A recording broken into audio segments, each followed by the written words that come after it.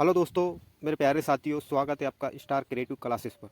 दोस्तों, हमने जो ये सीएटी की सीरीज चालू की है एसएसटी की, जिसके अंदर हम आपको पूरी एनसीईआरटी करा रहे हैं।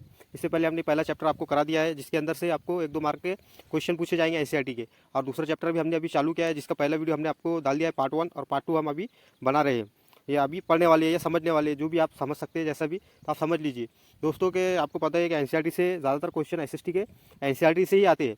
कमोबेश 35 से 40 क्वेश्चन एनसीईआरटी से आते हैं, और बाकी के जो क्वेश्चन होते हैं पेडालॉजी के, वो क्वेश्चन 20 18 मार्क के पेडालॉजिकल क्वेश्चन आते हैं। इस तरह वो 60 मार्क का पेपर होता है एसएसटी का, सीएटी का।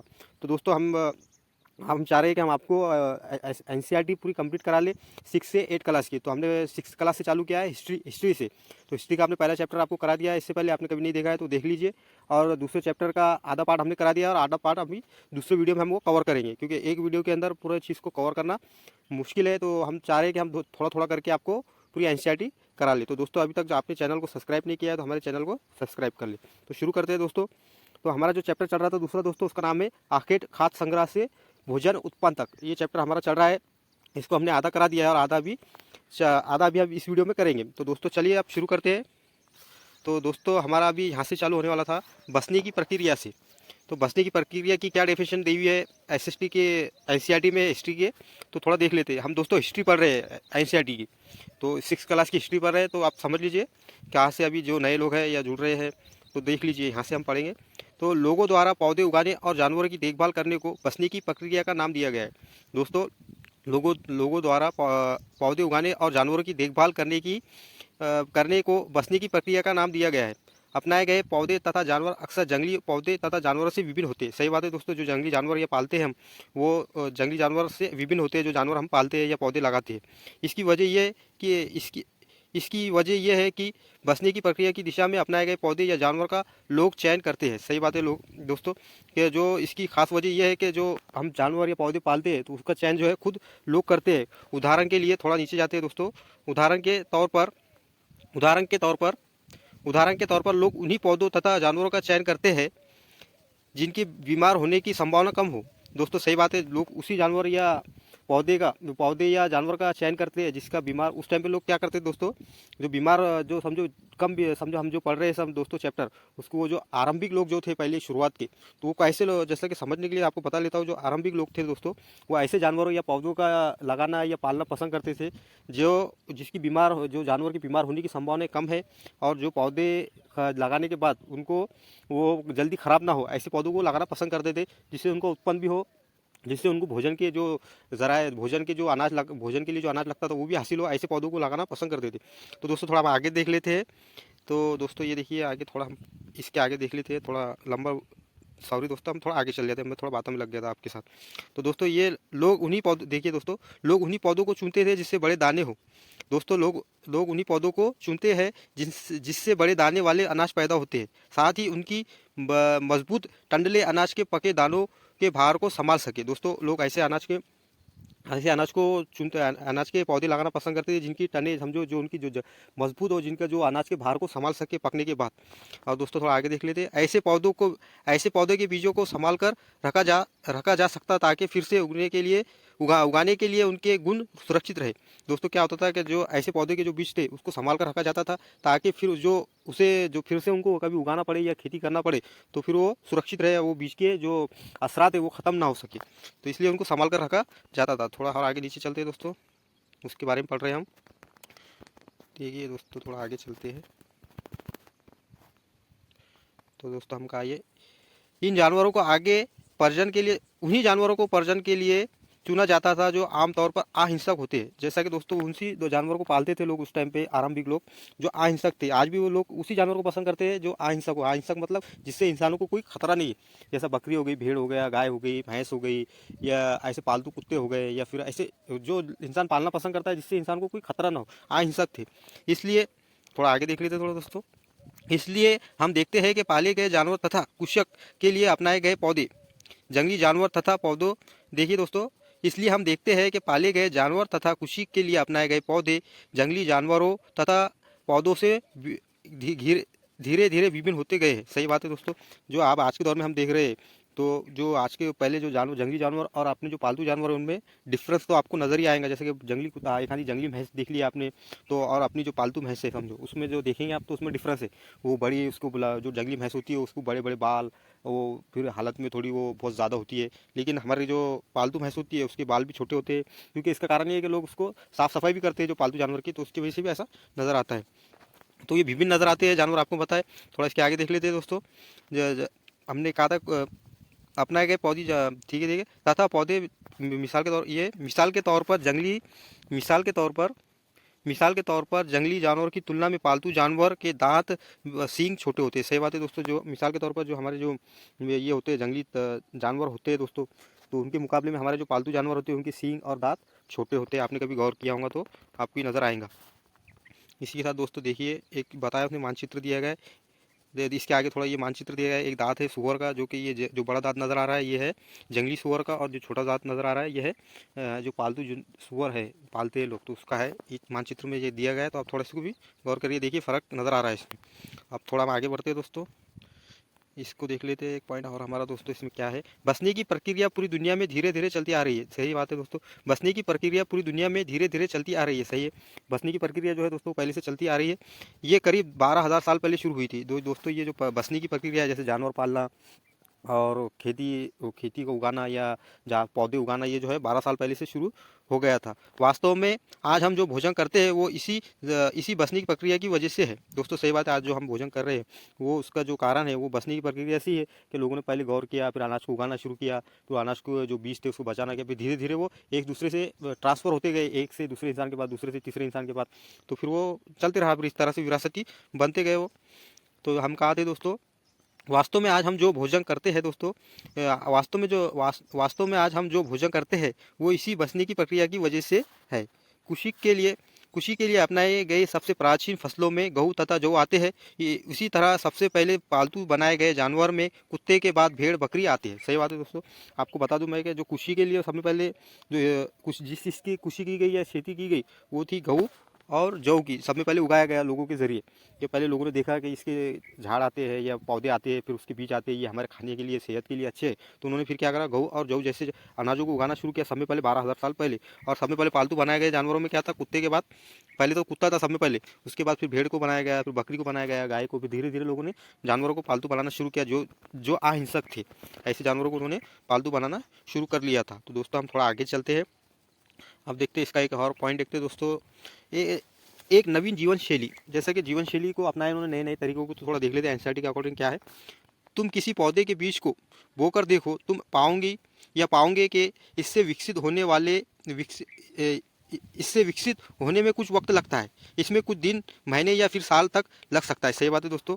कि जो हम फसल को बोएंगे, कोई भी आप कभी एक बीज को बोकर देखिए या कोई पेड़ लगा कर देखिए या कोई कुछ चीज़ पेड़ कर देखिए या उसको लगा कर देखिए या जोत कर देखिए, तो आपको उसमें फ़र्क नज़र आएगा। उसको कभी कोई चीज़ को कोई फल आपने कोई फसल लगाई है तो उसको उगने में, बढ़ने में, उसके पकने में उसमें टाइम लग सकता है। चाहे फिर वो उसमें 1 हफ्ता लगे, 2 हफ्ते लगे, 4 हफ्ते लगे। कोई फसल 3 महीने के बाद आती है, कोई 2 महीने के बाद, कोई 4 महीने के बाद, कोई 1 साल का पीक होता है, कोई 1 साल के बाद आती है। अलग अलग टाइम पीरियड होता है हर एक फसल का।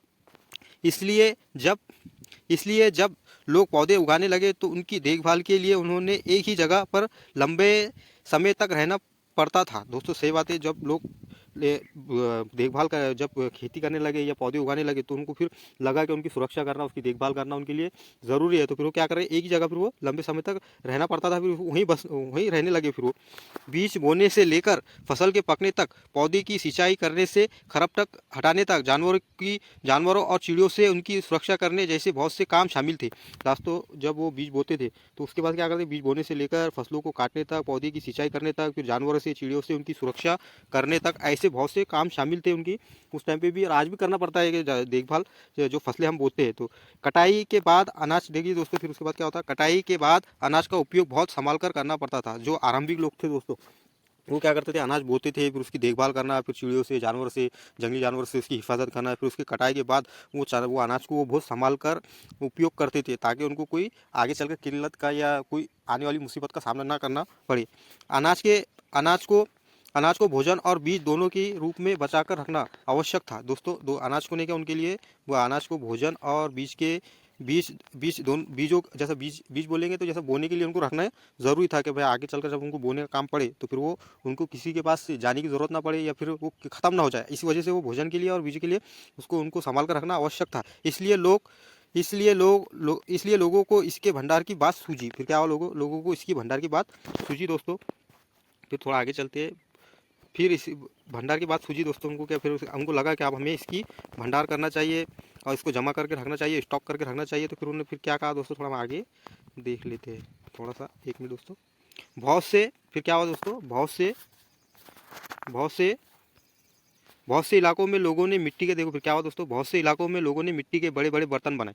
फिर क्या हुआ दोस्तों, फिर लोगों को लगा कि हमको अनाज को भंडार करके रखना चाहिए। आरंभिक लोगों को, जो 100 100 2000 अपने 12,000 साल पहले के लोग थे, तो जो अपने पूर्वज थे, उनको लगा कि इन लोगों को फिर क्या लगा कि हमें अब इसको अनाज को स्टॉक करके रखना चाहिए। तो उन्होंने क्या करा, मिट्टी के बड़े बड़े बर्तन बनाए, टोकरियाँ बुनी यहाँ, या फिर ज़मीन में गड्ढा खोदा। जैसा कि गड्ढा खोद के भी उन्होंने कुछ अनाज को रखा। इस तरह लोगों ने दोस्तों हमने जो पॉइंट समझा है दोस्तों वो देख ले आप। ये है जो दोस्तों, एक मिनट, ये है दोस्तों जैसा कि हम क्या पढ़ा थे, एक नवीन जीवन शैली जो दोस्तों उन्होंने अपनाई थी कि भाई अनाज को बोना, फिर उस जानवर से उसको बचाना, फिर बाद में फिर उसकी देखभाल करना, फिर उसकी कटाई करना, फिर उसको फिर उसकी समझो अच्छे तरीके से साफ सुफ करके वो अनाज को फिर घर पे लाना। फिर उनको सोचा कि भाई अब ये अनाज तो हमको भोजन का और बीज बोने के लिए आगे भी लगेगा, तो फिर उसको स्टॉक करके रखना। इस तरह से उन्होंने फिर वो शुरू किया दोस्तों, एक नवीन जीवन शैली शुरू कर ली थी 12,000 साल पहले हमारे जो आरंभिक लोग थे। तो जानवर चलते फिरते खाद्य भंडार। देखिए दोस्तों क्या है ये, थोड़ा सा हम इसको देख लेते हैं। एक पॉइंट और देख रहे हैं हम नया, जानवर चलते फिरते खाद्य भंडार। जानवर बच्चे देते हैं, सबको बात है कि जानवर की जो नस्ल है वो चलती रहती है, वो बच्चे देते रहते हैं। ये जानवर बच्चे देते हैं जिससे उनकी जनसंख्या बढ़ती है। अगर जानवरों की देखभाल की जाए तो उनकी संख्या तो बढ़ती है, साथ ही वो उससे दूध भी प्राप्त हो सकता है, जो भोजन का एक अच्छा सूत्र है। सही बात है दोस्तों। जानवर जो है वो तो बच्चे देते हैं, लेकिन उसके साथ वो दूध भी देते हैं। जो कुछ गाय भैंसें होती है वो दूध भी देती है। यही नहीं, जानवर से हमें मांस भी मिलता है दोस्तों। जो जानवर होते हैं, कभी हम उससे कभी हम चाहते हैं कि हम उसका इस्तेमाल करें खाने के लिए, तो उससे हमको मांस भी मिलता है। दूसरे शब्दों में पशुपालन भोजन के भंडार का एक तरीका है। सही बात है दोस्तों। कभी हम पशुपालन जो है उस टाइम पे जो था उनके लिए एक भोजन का, आरंभिक लोगों के लिए वो भोजन का एक जरिया था। क्या, जैसा कि वो जानवरों को पालते थे, फिर उनको फिर वहाँ से दूध निकालते थे, वो दूध को भी इस्तेमाल करते थे, फिर दही बनाते थे, उसको भी इस्तेमाल करते थे। फिर बाद में फिर दोस्तों वो कभी उनको लगता था कि हमको इसका मांस खाना है, तो फिर वो मांस के तौर पर भी उसको इस्तेमाल करते थे। उनका एक चलता फिरता खाद्य भंडार था, जिसको वो हम खाद्य भंडार भी कह सकते हैं। आज भी लोग जानवरों को इस तरह से इस्तेमाल करते हैं, उसका दूध इस्तेमाल करते हैं, कुछ लोग उसका मांस भी इस्तेमाल करते हैं, जैसे मुर्गी हो गई या बकरा हो गया, बकरी हो गई, इसका मांस लोग इस्तेमाल करते हैं खाने के अंदर आज भी, और पहले भी क्या करते थे। थोड़ा आगे चलते हैं दोस्तों। इसके बाद देखिए एक पॉइंट और दिया गया है कि आरंभिक कृषिकों और पशुपालकों के बारे में पता करें। दोस्तों ये बात बता रहा है एनसीईआरटी के अकॉर्डिंग हम देखते हैं, क्योंकि सीईआरटी के अंदर दोस्तों इससे ज़्यादातर क्वेश्चन आते हैं कि आरंभिक कृषिकों और पशुपालकों के बारे में बताइए कि उनकी क्या खासियत थी, वो क्या करते थे, किस तरह रहते थे, उनके खान पान क्या थे। इस तरह के क्वेश्चन आपको एनसीईआरटी के सीईआरटी का जो पेपर होता है एसएसटी का, उसके अंदर आपको देखने को मिलेंगे। तो आपको एक एक पॉइंट को अच्छी तरीके से समझना है, ताकि आपको पेपर के अंदर कोई ऐसा कोई क्वेश्चन आ जाए तो आप उसको अच्छी तरीके से सॉल्व कर सके। इसलिए तो दोस्तों ये पॉइंट देख लेते हैं हम क्या देख रहे थे दोस्तों, आरंभिक कृषिकों और पक्षियों के बारे में पता करें। दोस्तों थोड़ा देख लेते हैं ये पॉइंट। एक मिनट, 10 सेकंड रुकिए, एक मिनट, थोड़ा सा हमारा स्क्रीन का थोड़ा ये है। तो देखिए दोस्तों, ये देखिए मानचित्र 2, देखो जैसा कि वो बोला है कि मानचित्र है उसको देखिए, लेकिन हम अभी देख नहीं सकते, थोड़ा हम पढ़ के इसको समझ लेंगे। देखो, क्या तुम्हें कोई नीले वर्ग दिख रहे हैं, जैसा कि उसमें एक मानचित्र है जिसमें नीले वर्ग है, उसमें दिख रहे हैं, वो है उसमें दोस्तों। पता है इसमें से प्रत्येक बिंदु उस जगह को दर्शाता है जहां पूर्वज को शुरुआती कृषिकों और पशुपालकों के होने के साक्ष्य मिले हैं। जैसा कि दोस्तों क्या हुआ, जो कि एक मैं आपको मानचित्र भी बता देता हूँ दोस्तों। तो देखिए कि मानचित्र दिया गया है ऊपर, जहाँ पे नीले वर्ग है तो वहाँ पे कृषिकों और पशुपालकों के साक्ष्य मिले हैं। जैसा कि ये जो नीले वर्ग दिखा, बुर्ज होम हो गया दोस्तों, ये जो दिख रहा है आपको बुर्ज होम, और उसी के साथ दोस्तों ये चिरांद हो गया, और ये दो कोल्डीवा हो गया, महागढ़ हो गया भी, फिर उसी के साथ दोस्तों दाहोली हेडिंग हो गया दोस्तों। ये जो नीले निशान जो आपको दिख रहे हैं दोस्तों, यहाँ पे लोगों के जो कुशी को मेहरगढ़ हो गया दोस्तों। तो ये जो है, तो यहाँ पे नहीं क्या दोस्तों, ये जो अभी हल्लूर हो गया दोस्तों। ये जो नीले आपको नज़र आ रहे हैं जितने भी निशान भारत के हमारे जो मानचित्र है जो पुराना है, जो कि आरंभिक लोगों के टाइम का जो मानचित्र है जो कि बनाया गया है, जिसके अंदर बहुत से इलाकों के अंदर दोस्तों जैसा कि आपको बताया गया है कि कुशी को और अपने कुशी को और पशुपालकों के होने के प्रमाण मिले, जैसा कि यहाँ पे वो रहा करते थे, ऐसे कुछ प्रमाण मिले हैं जो कि पुरातत्व को, जो कि पुरातत्व बोले तो दोस्तों जो लोग खुदाई करते हैं या फिर रिसर्च करते हैं हिस्ट्री की, कि कौन सी जगह पे क्या थे, कैसे लोग थे, क्या खाते थे पीते थे, वो जिसके बारे में वो करते हैं। तो दोस्तों हमने मानचित्र देख लिया, तो वहाँ पे देखो दोस्तों, मैंने आपको बता ही लिया कि वहाँ पे लोगों को जो मानचित्र के हिसाब से, 1 मिनट रुकिए दोस्तों, 1 मिनट, हाँ थोड़ा स्क्रीन बड़ी कर लेते हैं, आप देखिए।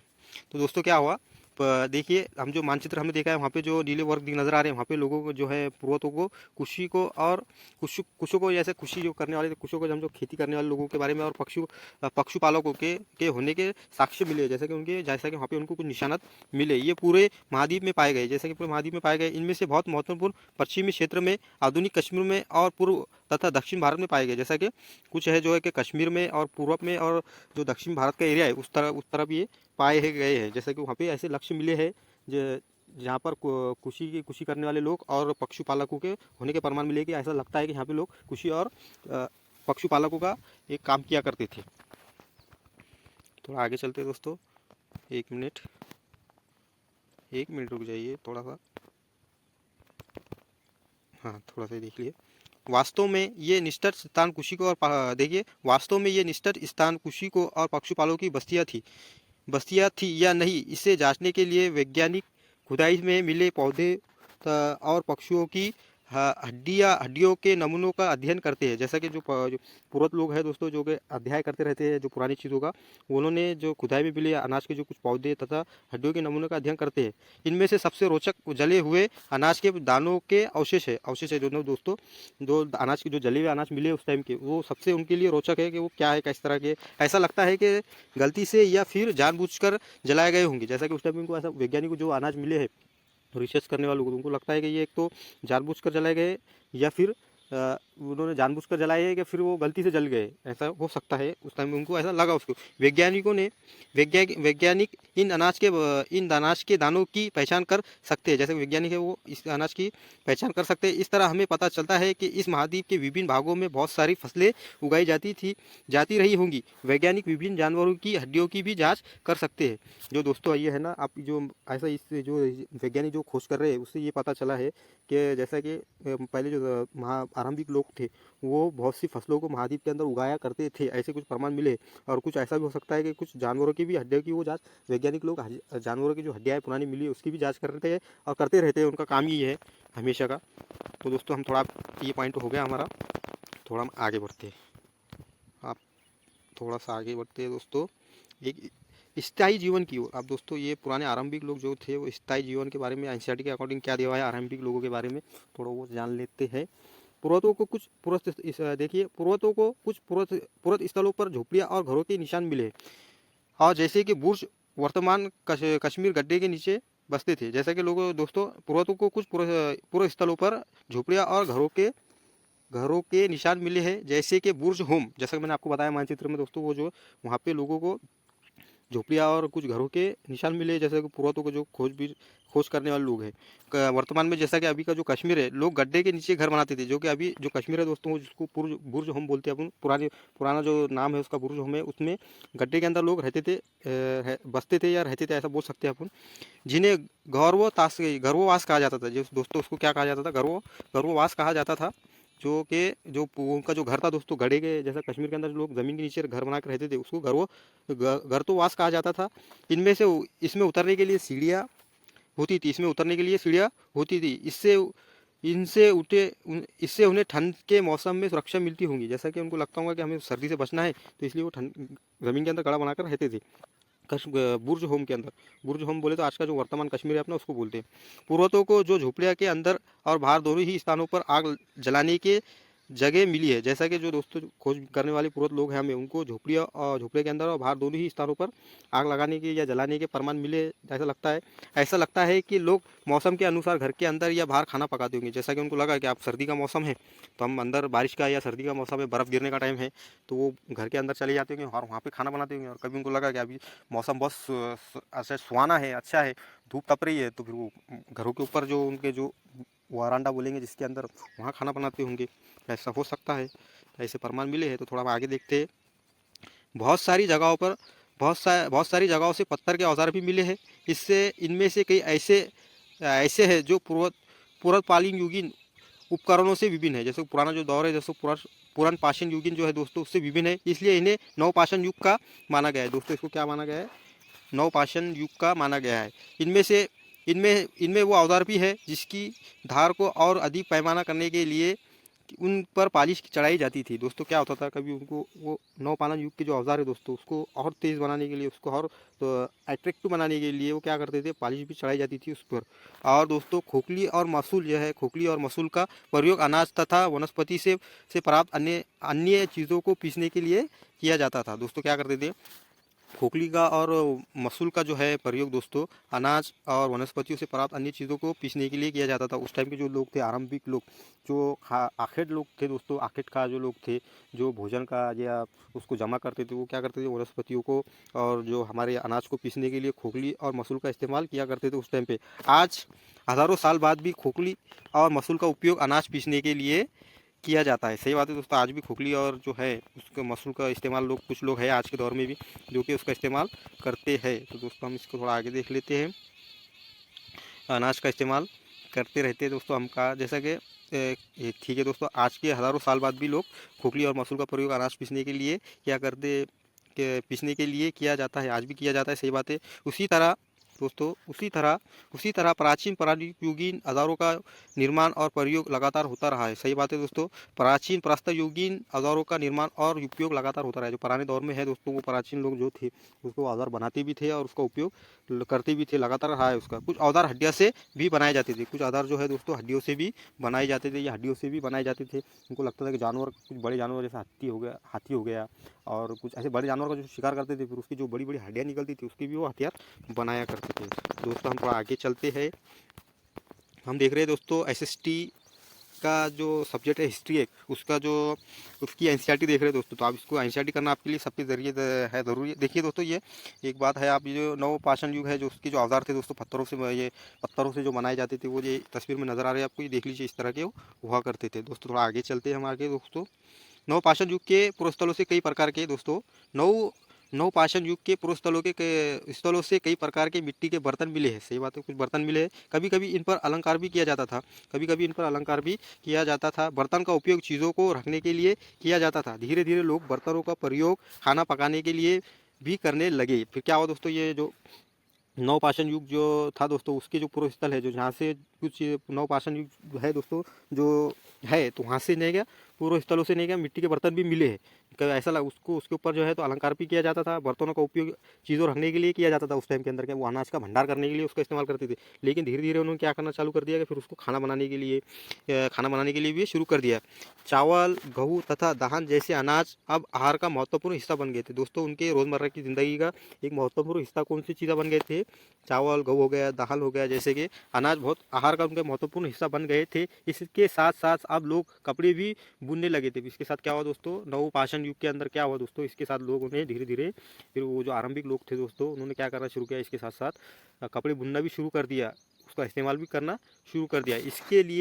इसके लिए कपास जैसे आवश्यक पौधे उगाए जा सकते थे। फिर उन्होंने क्या करा, फिर हो सकता है फिर वो उनको लगा कि आप इस कपड़े हमको बनाना है, इसका इस्तेमाल करना है, तो फिर उन्होंने कपास को भी उगाना शुरू कर दिया था, उसके पौधे लगाना शुरू कर दिया था। थोड़ा दोस्तों आप नीचे चलते हैं।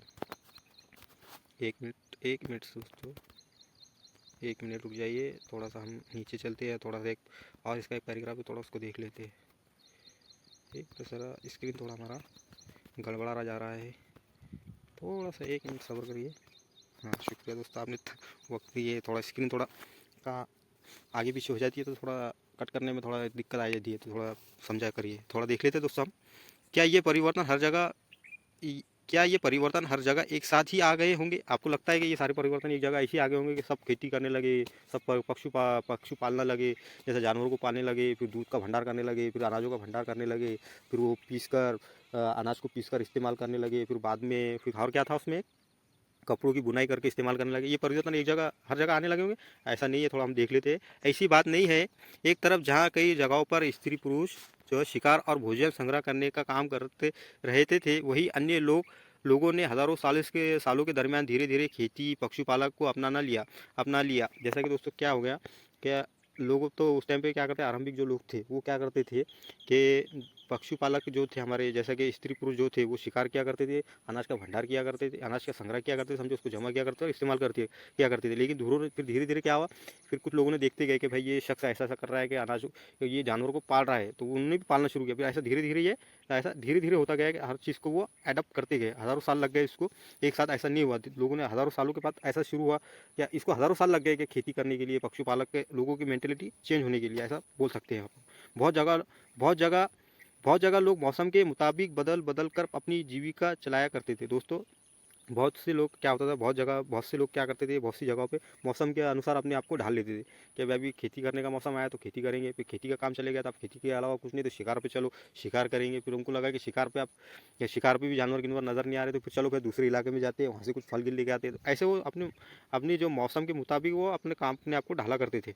ऐसा होया करता था आरंभिक ज़माने में, या आरंभिक वो जो आखिर खाद संग्रह जो लोग थे वो ऐसा किया करते थे। दोस्तों ये एनसीईआरटी का है, जो कि एसएसटी के अंदर आपको आता ही है पेपर के अंदर, तो आपको ये पढ़ना बहुत ज़रूरी है और आपको पढ़ना ही पड़ेगा। आप कभी इसको नहीं पढ़ेंगे तो अब हो सकता है आपको पेपर के अंदर दिक्कत का सामना करना पड़े। तो आप एनसीईआरटी पूरी पढ़िए, यहाँ जहाँ हमारे से हम आपको समझा रहे हैं तो आप इसको पूरा समझिए। हम आपके लिए धीरे धीरे हर वीडियो में एक एक टॉपिक, एक एक चैप्टर लेकर आते रहेंगे, तो हमारे चैनल को ज़रूर सब्सक्राइब कर ले। तो दोस्तों हम कहाँ थे, सूक्ष्म निरीक्षण। दोस्तों आप देखिए, हम सूक्ष्म निरीक्षण पढ़ते हैं, ये क्या है और किस तरह है। सूक्ष्म निरीक्षण, मेहरगढ़ की जीवन मृत्यु। देखिए मेहरगढ़ में जीवन मृत्यु, मेहरगढ़ में जीवन मृत्यु। दोस्तों थोड़ा देख लेते हैं हम क्या है। मेहरगढ़ ये ईरान जाने वाले सबसे महत्वपूर्ण रास्ते बोलन दर के पास का एक हरा भरा समस्त स्थल है, जो कि समस्तल स्थल है। मेहरगढ़ संभवतः वो स्थान है जहां स्त्री और पुरुष ने इस इलाके में सबसे पहले जऊ गऊ उगाना और भेड़ बकरी पालना सीखा था। समझो सीख लिया था कि सीखा था, ऐसा बोल सकते हैं हम। जो मेहरगढ़ जो स्थान है दोस्तों, वो ईरान जो है, ईरान का जो रास्ता है जाने का हमारे, तो वहाँ के जो बोलंदर जो दरवाज़ा है, जो रास्ता है बोलंदर, जो कि हरा भरा स्थान है, तो वहाँ पे ये मेहरगढ़ है दोस्तों। अब मेहरगढ़ की एक खासियत है कि यहाँ के जो पुरुष और स्त्री है, इन्होंने समय पहले जऊ गऊ जैसे फसलों को उगाना शुरू कर लिया था उस इलाके के हद तक, जो कि एक बड़ी बात थी उस टाइम के अंदर। अब इसके बाद हम देखते हैं दोस्तों आगे पॉइंट। तो ये यहाँ विभिन्न प्रकार के जानवरों की हड्डियाँ मिली है, जैसा कि जो पूर्वज लोग हैं दोस्तों, जो खुदाई कर रहे हैं उनको यहाँ पर, एक मिनट दोस्तों, जो यहाँ विभिन्न प्रकार के जानवरों की हड्डियाँ मिली है। इनमें हिरन तथा सुअर जैसे जंगली जानवर तथा भेड़ बकरिया की हड्डियाँ हैं। दोस्तों क्या हुआ, यहाँ विभिन्न प्रकार के जानवरों की हड्डियाँ मिली है, जो कि मेहरगढ़ में है। मेहरगढ़ की जो रिसर्च कर रहे हैं, जो हमारे वैज्ञानिक, या जिसको वैज्ञानिक बोलेंगे हम, क्या पुरात बोलेंगे जिसको, कि जो पुरानी जो इमारतें हैं या जो जगहों के बारे में रिसर्च करते हैं, वो लोग जब रिसर्च कर रहे थे तो उनको वहाँ पे कुछ हड्डियाँ मिली है पुरातों को। फिर क्या मिला है दोस्तों, कुछ जंगली जानवरों की हड्डियाँ मिली है, जैसे भेड़ बकरी हो गई, ऐसे जानवरों की हड्डियाँ मिली है मेहरगढ़ में। इसके बाद देख लेते दोस्तों, मेहरगढ़ में इसके अलावा चौकोर तथा आयकार घरों के अवशेष मिले, जैसे कि चारकूनी और तीरकूनी जिसको बोलेंगे हम, उसके आयकार मिले हैं। प्रत्येक घर में 4 या उससे ज़्यादा कमरे थे। याद रखना दोस्तों, इसमें से कुछ संभवतः भंडार के काम आते होंगे। कुछ ऐसी संभावना है कि जो लोग अनाज या जानवर भंडार करते थे तो उनके काम में लेते होंगे वो कमरों को, या जो चीज़ें वो कमरे बनाते थे, एक कमरे में 2 कमरों को वो इस्तेमाल करते होंगे भंडार के लिए। मृत्यु के बाद सामान्यतः मृतक के सगे संबंधी उसके प्रति सम्मान जताते हैं। सही बात है, हर कोई उस टाइम पे क्या होता था, जो मृत्यु, मेहरगढ़ की बात हो रही है, मेहरगढ़ में नहीं, क्या जो मृतक जो इंसान मर जाता था उसके जो सगे संबंधी थे उसके प्रति सम्मान जताते। लोगों की आस्था है कि मृत्यु के बाद भी जीवन होता है। सही बात है, वो जो मेहरगढ़ में लोग रहते थे या अभी भी जो लोग रहते हैं उनका भी यह मानना है कि मृत्यु, मरने के बाद एक जीवन है जो कि आगे मरने के बाद चालू होगा। तो उस टाइम पे भी लोग, मेहरगढ़ के जो लोग थे वो भी ऐसा मानते थे कि भाई मृत्यु के बाद एक जीवन है और वो जीवन हमको जीना पड़ेगा आगे जाकर, ऐसा उनकी एक भावना थी। इसलिए कब्र में मृतक के साथ कुछ सामान भी रखते थे। वो क्या करते थे फिर, उनकी अंधविश्वासी बोलेंगे जिसको हम, वो भी क्या करते थे मेहरगढ़ के जो लोग थे, इसलिए वो कब्रों में क्या करते, मृतक के जो मरने वाला शख्स था उसके साथ क्या करते थे, सामान रख लेते कब्र के अंदर। मेहरगढ़ में दोस्तों, मेहरगढ़ में थोड़ा सा देख लेते हैं मेहरगढ़ में क्या हुआ दोस्तों। फिर मेहरगढ़ में क्या हुआ, मेहरगढ़ में ऐसी कई कब्रें मिली है, मेहरगढ़ में ऐसी कई कब्रें मिली है। एक मेहरगढ़ में कुछ ऐसी कब्रें मिली है, एक कब्र में एक मृतक के साथ एक बकरी को भी दफनाया गया था। आप दोस्त देखो, ऐसा भी हुआ है कि जो एक इंसान मर गया था, उसको जब दफनाया गया, उसको जब गाड़ा गया तो उसके साथ एक बकरी को भी दफनाया गया, उसको भी गाड़ा गया। संभवतः है इसे परलोक में मृतक के खाने के लिए रखा गया। हंसने वाली बात है दोस्तों थोड़ा सा, लेकिन ये उस टाइम पे लोग, मेहरगढ़ के लोग थे वो करते थे इस तरह के काम, जो मृतक के साथ भेड़ बकरी जो भी चीज़ें रखा करते थे। तो संभवतः है कि परलोक में वो मृतक के खाने के लिए रह गया है। अब वो ऊपर वाले के पास दे दिया उन्होंने कि भाई इसलिए भूखा ना रहे, इसलिए उसको उसके साथ बकरी भी रख दी थी। दोस्तों ये है वो कब्र, जैसे मेहरगढ़ में कब्र का चित्र है। ये मेहरगढ़ की कब्र का चित्र है जो मैं बता रहा था आपको। क्या तुम बकरी को कंकाल को पहचान सकते हो? आप पहचानो भाई दोस्तों, इसमें से बकरी का कंकाल कौन सा है, कमेंट बॉक्स में ज़रूर बताएं हमारे को। आप देखिए दोस्तों, एक और आके थोड़ा हम बढ़ते, एक एनसीईआरटी की किताब में एक चित्र दिया गया है, हम उसको पढ़ लेते हैं। 6 क्लास के पढ़ रहे हैं हम एनसीईआरटी। तो दोस्तों यहाँ से क्वेश्चन बनता है एक SCCAT के अंदर। ये चित्र फ्रांस, ये देखिए अन्य चित्र देखिए फ्रांस में, ये देखिए दोस्तों, देखिए फ्रांस में गुफा में की गई चित्रकारी। देखो फ्रांस की जो गुफा है दोस्तों, उसके अंदर एक चित्रकारी की थी, हम उसको समझ लेते क्या है। ये चित्र फ्रांस की एक गुफा का है। इस स्थल की खोज लगभग 100 साल पहले 4 स्कूली छात्रों ने की थी। छात्रों ने की थी। इस तरह के चित्र लगभग 20,000 साल पहले से लेकर 10,000 साल पहले के बीच बनाए गए होंगे, ऐसा संभावना है, ऐसा अंदाज लगाया गया है कि ये जो चित्र नज़र आ रहा है दोस्तों, ये चित्र जो है फ्रांस की जो गुफा में बनाए गए, ये 20,000 साल पहले से लेकर 10,000 साल पहले के बीच बनाए गए होंगे। इनमें कई जानवरों के चित्र है, दोस्तों। इनमें जंगली भेड़, गाय, भैंस, गेंडा, रेंडार, बारहसिंगा और सुअरों के गहरे चमकीले रंगों से चित्रण किया गया है, जो है ना दोस्तों, जो है कि भैंस हो गई, गाय हो गई, भेड़ हो गया, और क्या घोड़े हो गए, गाय हो गई, भैंस हो गई, गेंडा हो गया और बारहसिंगा हो गया, सुअर हो गया, इनको गहरे रंगों से चित्राया गया है फ्रांस की गुफाओं के अंदर। तो दोस्तों हम इसका थोड़ा आगे बढ़ लेते हैं और क्या दिया गया है ये चित्र के बारे में। दोस्तों ये देख लीजिए, इन रंगों को लोहे, आकाश और चरलोक जैसे खनिज पदार्थों से बनाया जाता था। जैसा कि इसको क्या, लोहा, आकाश और चरलोक जैसी खनिज पदार्थों से बनाया जाता था। थोड़ा याद रखना दोस्तों, कभी ऐसा आ गया कि फ्रांस की गुफाओं के अंदर जो चित्रकारी की जाती थी उसके अंदर कौन से धातु या के पदार्थों का इस्तेमाल किया जाता था, आपको कभी ऑप्शन में नज़र आ गया लोहा, आकाश और खनिज, तो आपको जो चरलोक, तो आपको ये जवाब टिक कर देना है ताकि आपको 1 नंबर मिल जाए। दोस्तों ये चीज़ें आपको याद रखनी है, जिस तरह के हम ये बता रहे हैं कि कौन से साल में, जैसे कि ये कौन से साल में बनाई गई होंगी चित्रकला, तो ये 20,000 साल पहले से 10,000 साल पहले की हो सकती है, ऐसी संभावना है, ऐसा माना गया है।